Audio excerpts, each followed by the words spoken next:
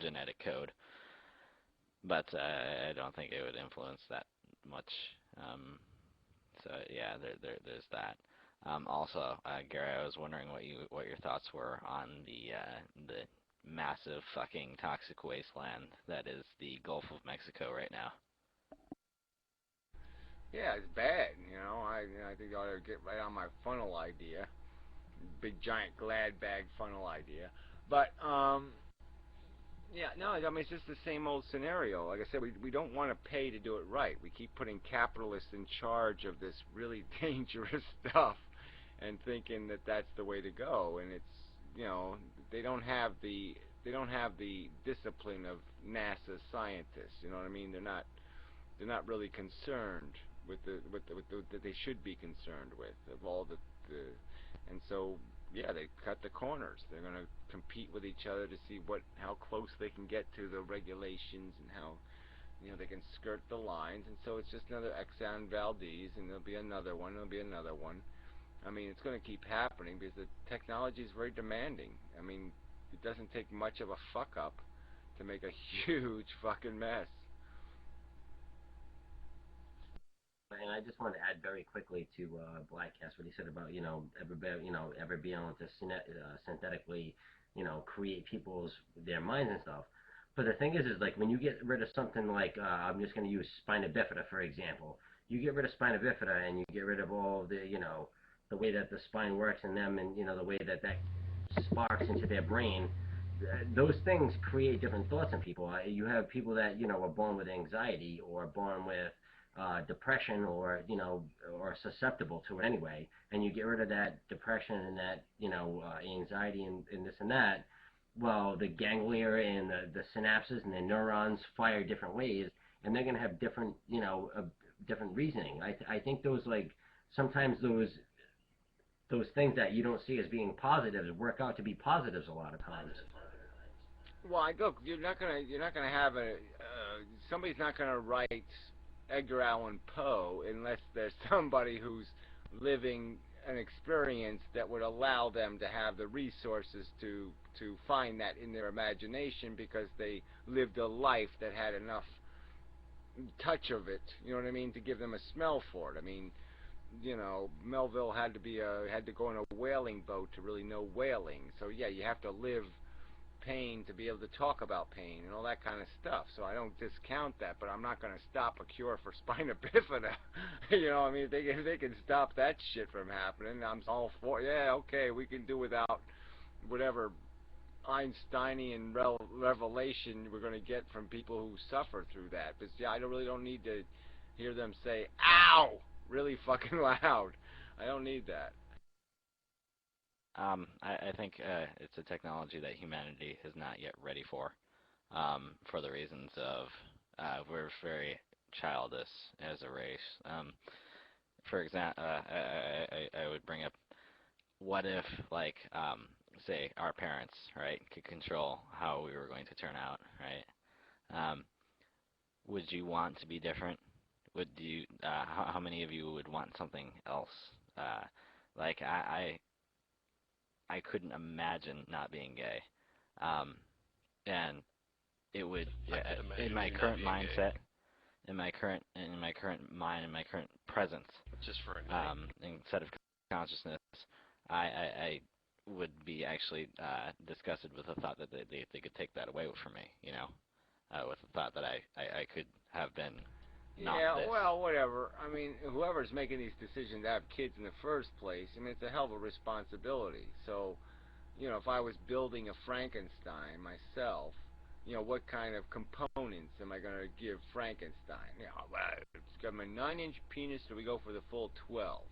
Well, the 9 is more utilitarian because, more women can take the 9, but the 12 has this dramatic effect thing, and it's really good for the ego. I mean, you got the 12, then you're really walking around saying, hey, I'm more manly than all of you fuckers.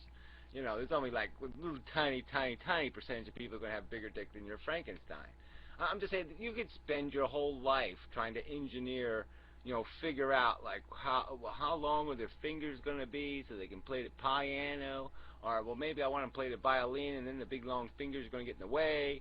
And I mean, you could just go on forever and ever figuring out what to do and how to do it and all that shit. So yeah, this engineering a human being thing is really dicey. But I think on the general subject of what kind of brutal aberrations do we want to avoid, fine. I don't see any problem with that. I mean, I think it gets really ethically weird if you start saying, like, okay, well, we can make them so they're not going to be a homo. Well, yeah, I concede that's getting really messy. But if you're going to start, if you're going to open the box at all, and you know, and say you can start doing the designer thing, you know, you're in trouble. But I mean, if they stick to the harsh, obvious shit, you know, like, you know, having 5 fingers, yeah, let's do that. Let's make sure kids have 5 fingers. It's really kicks ass to have 5 fingers, okay? So let's have 5-fingered kids. I absolutely agree with you, Gary, and I would love to see that. I would love to see people doing that. I would love to see, you know, getting rid of the horrible, nasty shit that, you know, we could all really do without.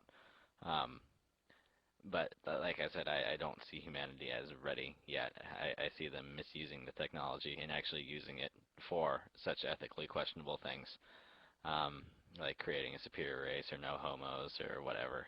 Um, that's just because that's how we are. We're fucking assholes. Yeah, it's just so hard to say what the human race is ready for. You know what I mean? Because the human race is sort of defined by this percentage of people who become the controllers, the meme deciders, the movie makers, the rest. It's not that big a number. It's not that big a percentage of the human race who is defining the human race, because most of the human race is sheeple. I mean, that it's weird as that's. I mean, coming from a person who's about as unsheepy in my mindset as I could be. I mean, I really consider myself not a sheep, you know, but I mean, it just seems kind of obvious that human beings really want to just do that follow somebody thing, and it's weird.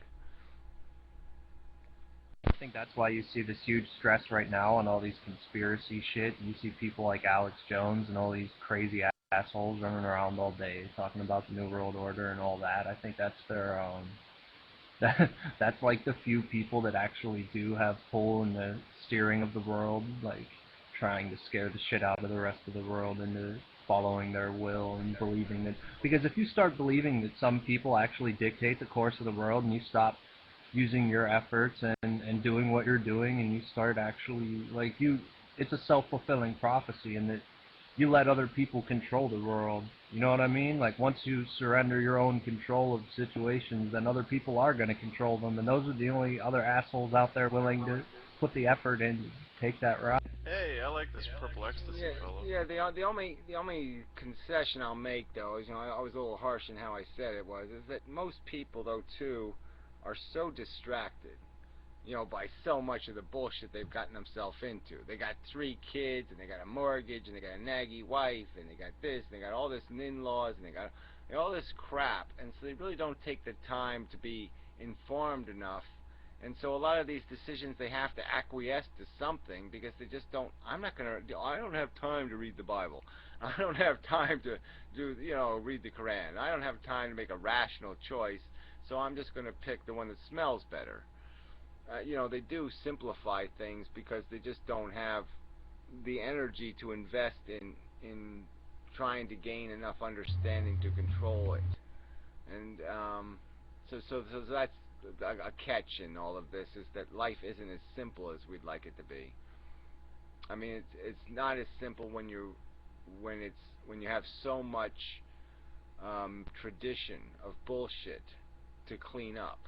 You know, I mean, it'd be a lot simpler if you were starting with neutral humans, but you're not. You're starting off with humans that are conditioned by a world they're very attached to, and they're reluctant to break from that mold.